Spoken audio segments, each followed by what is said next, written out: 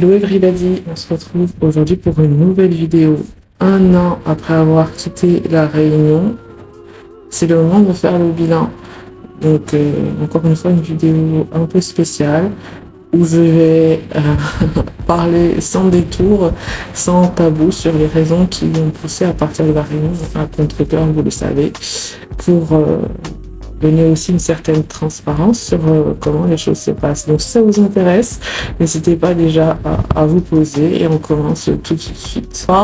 Reparler du fait de comment j'aime énormément l'île de la Réunion, de belles choses que j'ai vécues dessus. Je pense que j'en ai parlé assez en long, en large et en travers dans différentes vidéos et dans les shorts, mais du coup je voulais vraiment mettre en lumière certains aspects négatifs. Après ça reste mon expérience personnelle avec les paramètres que j'ai et les bagages que j'ai, et si c'était une personne différente, peut-être mieux accompagnée, les choses se seraient passées différemment. Vraiment voilà, c'est juste pour mettre en lumière les côtés négatifs aussi qu'il peut y avoir et pourquoi du coup on a dû partir et pourquoi on est encore en hexagone aujourd'hui. Donc on rentre tout de suite dans le vif du sujet. Donc il y a deux principaux éléments qu'il faut mettre en avant. Il y a d'abord l'éloignement. Lorsque on parle d'un déménagement sur l'île de la Réunion, la plupart du temps c'est des gens qui viennent, je le vois dans les statistiques de ma chaîne, d'Europe, donc de Belgique, de Suisse, de France hexagonale, un peu aussi du Canada. Donc lorsqu'on est loin de cette zone de départ, on laisse facilement la famille, les amis, les proches, les gens qui nous soutiennent derrière nous. Donc ça, c'est un inconvénient qui revient très très souvent, mais vraiment en pratique, il y a un impact de l'éloignement dans les moments difficiles. Donc la plupart du temps, on parle du billet d'avion. Là, vraiment, ce qui s'est passé depuis 2024, lorsqu'on est parti, c'est que lorsque nous traversons des moments difficiles, l'éloignement peut devenir particulièrement pesant. Donc, sans relais familial, sans proches, sans réseau de soutien habituel, la sensation d'isolement peut vraiment se faire sentir de manière très cruelle, que ce soit pour des soucis de santé, un coup de blues, des urgences imprévues.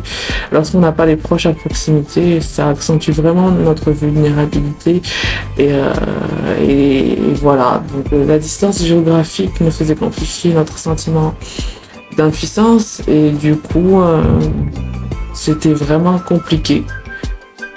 Donc on avait quand même notre réseau. Je vais pas dire qu'on avait personne sur place à la Réunion, mais c'est sûr qu'avoir des parents et avoir un réseau beaucoup plus étoffé comme on a pu avoir ici en Hexagone, c'était très différent.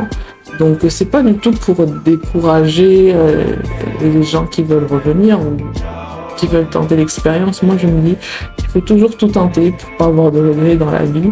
Il faut vraiment avoir en tête ce paramètre et parfois comme nous devoir repartir peut-être pour mieux revenir un jour, mais du coup voilà, quand vous êtes en bonne santé, que vous êtes jeune et que tout va bien, comme ce fut le cas en 2021 lorsqu'on est venu la première fois, c'est moins problématique. Après lorsque vous avez plus de soucis ou d'imprévus, parfois vous devez repartir. Donc ça c'est la première partie.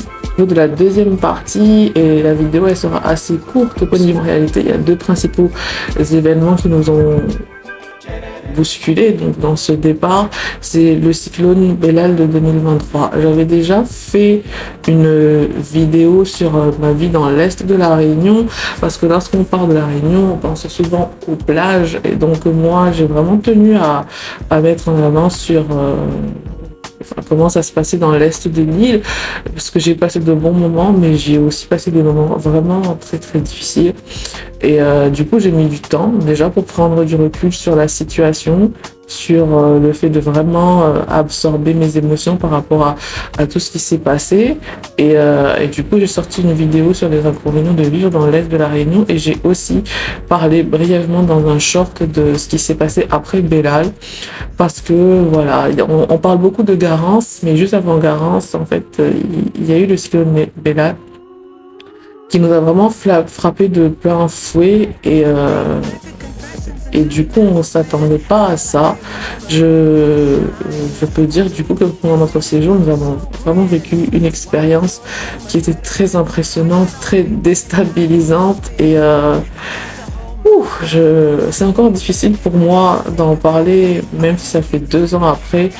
Mais du coup, ça a engendré une expérience négative pour nous, malheureusement. Mais on était donc sur un petit îlet dans la région de Saint-Benoît et du coup les précautions, mais même nous, il y a une grosse part de responsabilité qui n'a pas été prise et du coup il y a au-delà des pertes matérielles qui ont été minimes finalement, c'était surtout un impact psychologique.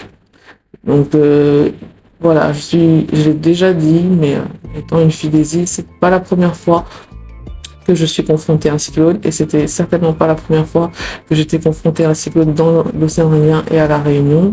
Mais du coup, vraiment, cette expérience nous a laissé avec un sentiment de vulnérabilité. La puissance de la nature est vraiment revenue et du coup, ça a été une épreuve émotionnelle vraiment difficile à oublier. Tout ça pour vous dire que malgré les petits inconvénients, notre année à La Réunion, elle a été une expérience incroyable, très enrichissante, qui nous a appris la résilience. Je garde toujours vraiment des souvenirs plein la tête et le cœur de tout ce qui s'est passé là-bas. Donc pour l'instant, je n'y suis pas. Je garde l'espoir d'y revenir un jour. Et voilà un avis honnête, un retour d'expérience honnête. Et j'espère que ce récit vous a fait voyager et vous aura fait prendre conscience en fait de certains éléments, de certains paramètres également à prendre en compte. N'oubliez pas de liker la vidéo si elle vous a plu et à vous abonner pour ne rater aucune de nos aventures. Merci de me suivre toujours et il y a de nouvelles choses qui arrivent sur la chaîne. Allez, à bientôt.